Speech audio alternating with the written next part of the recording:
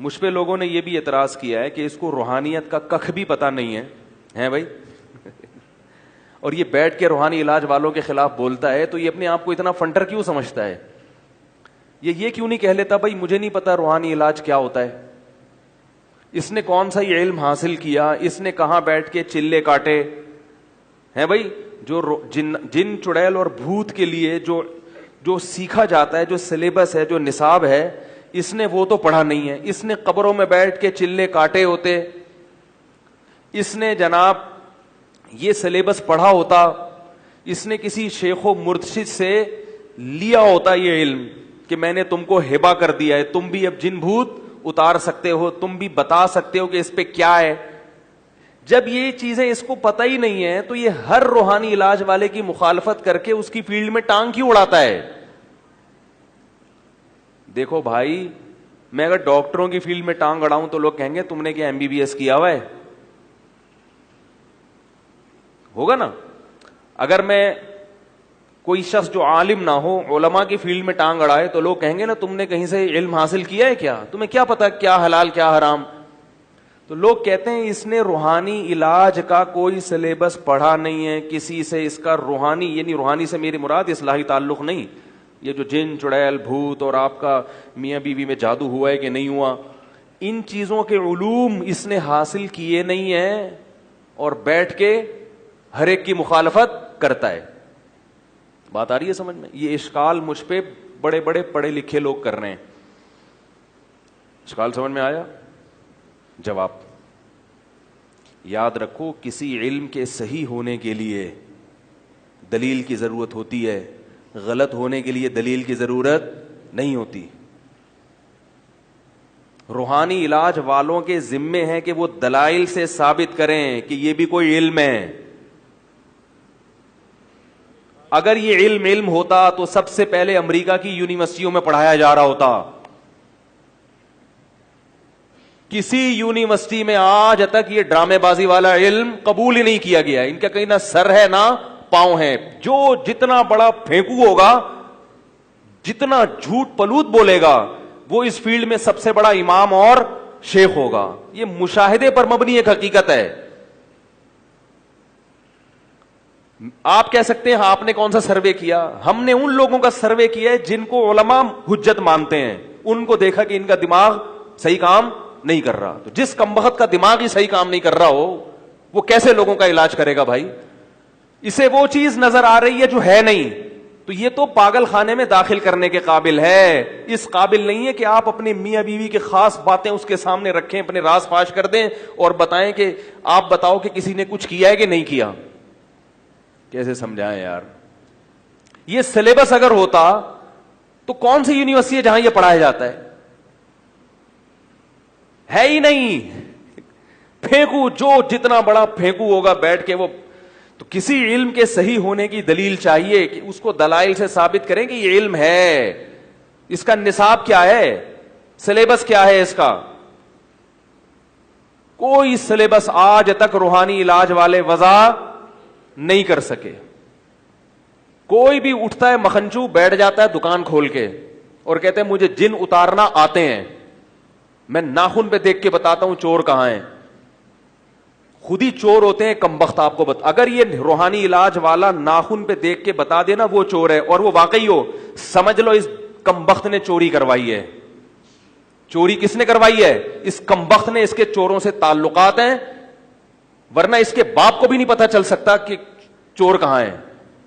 اگر ان لوگوں کو چور کا پتہ چلانے کا ذرا سا بھی آئیڈیا ہوتا تو CID والوں کا کام بہت آسان ہو جاتا. آج تک کسی CID آفس میں آپ کو کوئی روحانی حرام خور نظر نہیں آئے گا. یہ مفتی اور مولوی, دیوبندی مولوی بیوقوف بن رہے ہیں ان کے پاس جا کے. دیوبندی, عام لوگوں کی بات نہیں کر رہا میں. اس میں اہل حدیث برابر ہیں, بریلوی ہو دیوبندی ہو. روحانیت کے نام پہ سب ڈرامے باز ہیں, چاہے اہل حدیث ہو, چاہے دیوبندی ہو, چاہے بریلوی ہو, چاہے عربی ہو, چاہے اجمی ہو. سعودی عرب کے عربوں کو بھی بیوقوف بنانا شروع کر دیا پاکستانیوں نے. وہ ان چیزوں سے دور تھے, وہاں نہ کوئی جن آتا تھا نہ چڑیل آتی تھی. جب سے یہ حرام خور, مجھے غصہ آتا ہے ان لوگوں پر, جب سے یہ حرام خور یہاں سے گئے نا سعودی عرب, مشینوں پہ دم کر کر کے پھوکے مار رہے ہیں, ان बेचारों को भी इन्होंने क्या बना दिया, बेवकूफ बना दिया। यहां से फ्लाइटें बुक कराई जाती हैं रूहानी ड्रामेबाजों की, अरब बुला रहे हैं कि यार मेरी फैक्ट्री बंद हो गई, ये जिन्नात ने जादू ने बंद करी, तुम आके फूंक मारो खुल जाएगी। सेंसलेस लोग हैं, अकल से आरी लोग हैं। तो किसी इल्म के सही होने के लिए दलील चाहिए कि तू बता कि ये कहां से तूने हासिल किया। वो कहेगा वो शेख दामत बरकातुम, वो कोई मुस्टंडा बैठा होगा, आप वहां जाके देखोगे आपको एक इससे भी बड़ा मखनचू नजर आएगा, जिसके अपने घर के मसाइल हल नहीं हो रहे होंगे, तभी उसने ये दुकान खोली होगी। दीनी मदारिस में याद रखो, दीनी मदारिस में वो तलबा जो इल्म मजबूती से हासिल नहीं करते, मेहनत नहीं करते, रोटियां तोड़ते रहते हैं, फिर जब वो दीनी मदरसे से फारिग होते हैं, एक एक जुमला जो है ना ये सुनहरी हुरूफ से लिखने के काबिल है। अपने किसी जुमले की इंसान ऐसी तारीफ नहीं करता। मैंने कभी अपनी किसी बात पे ये नहीं कहा कि मेरा ये जुमला सुनहरी हुरूफ से लिखने के काबिल है, लेकिन ये जुमला लिख ले सुनहरी हुरूफ से, जो अभी मैं की पूरे वर्डिंग मेरी।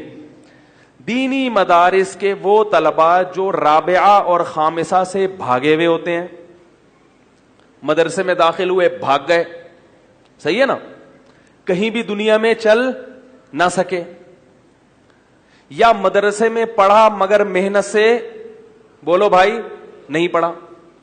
अब मदरसे की सनत की पाकिस्तान में कोई वैल्यू है ही नहीं। सर्टिफिकेट मिल गया, उनको पता है इस सर्टिफिकेट की बुनियाद पर कहीं भी जॉब तो मिल नहीं सकती, और दीन के मामले में भी आता वाता कुछ भी नहीं है।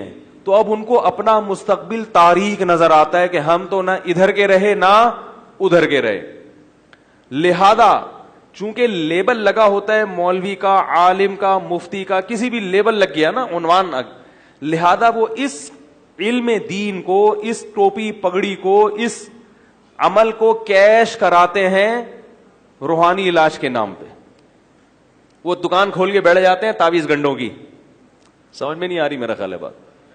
वो दुकान खोल के बैठ जाते हैं जिन चुड़ैल भूत भगाने की, और कहते हैं हमें फलां से खिलाफत मिली है। वो खलीफा कभी तो जागती होता है, वाकई जाके कोई खलीफा उनका शेख होता है जिससे खिलाफत, उस शेख से 10 मिनट बैठ के बात करो, आदमी के सर में दर्द के ये आदमी है, पजामा है ये, इस कमबख्त को तो ये कोई सर ना पाऊं, और लोग उसको समझ रहे होते हैं मारिफाना कलाम है, बहुत ही ऊंचा कलाम है जो हमारी समझ में नहीं आ रहा।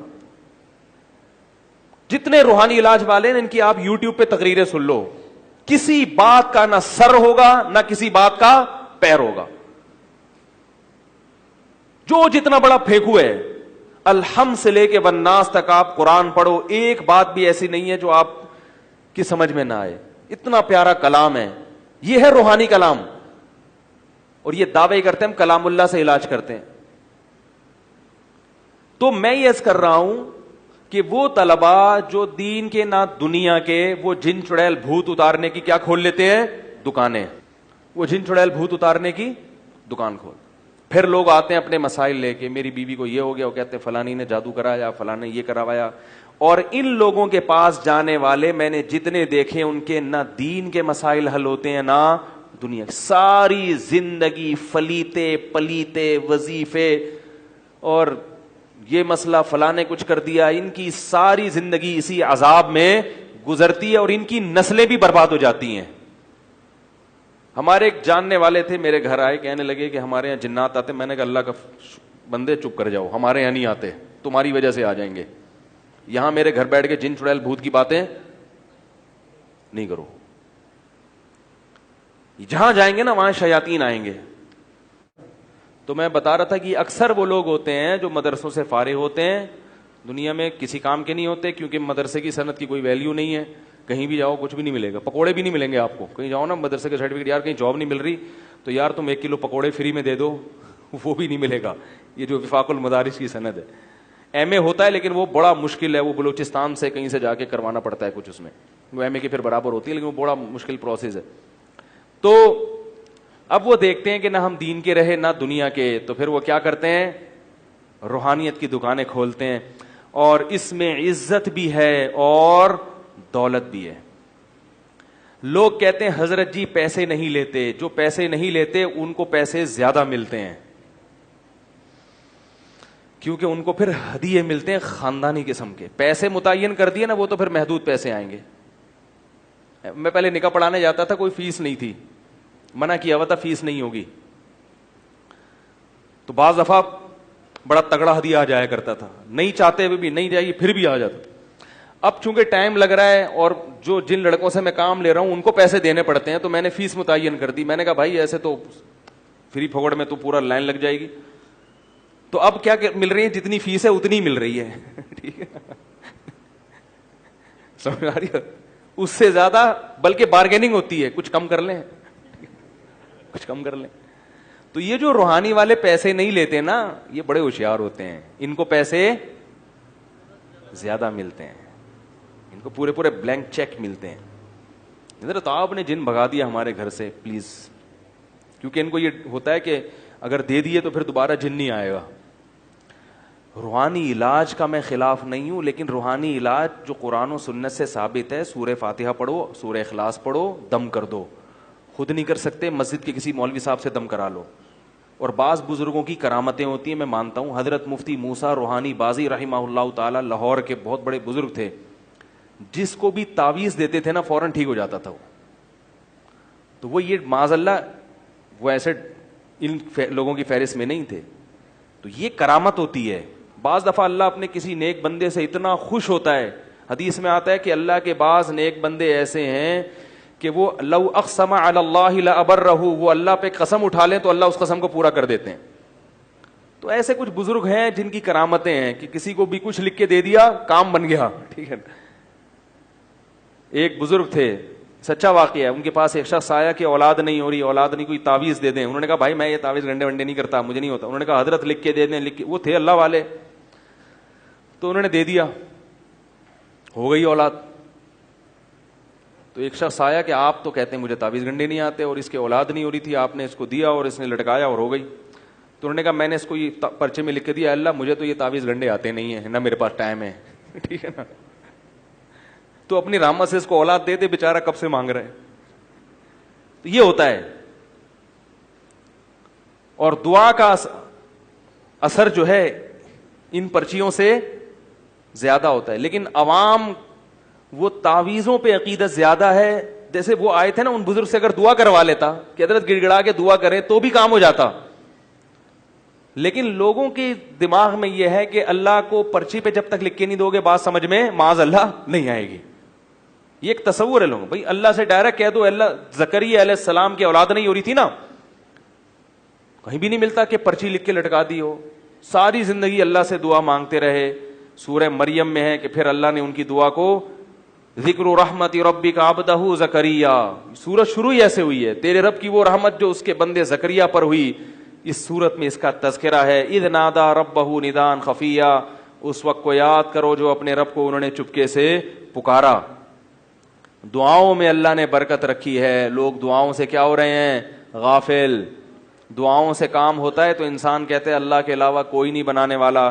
پرچیوں سے کام ہوتا ہے تو سارا کس کے کھاتے میں ڈال دیتے ہیں, یہ اس نے پرچہ ایسا دیا جس سے حساب کتاب کیا ہو گیا, سیٹ ہو گیا. تو اللہ سے دل لگے گا دعا کے ذریعے.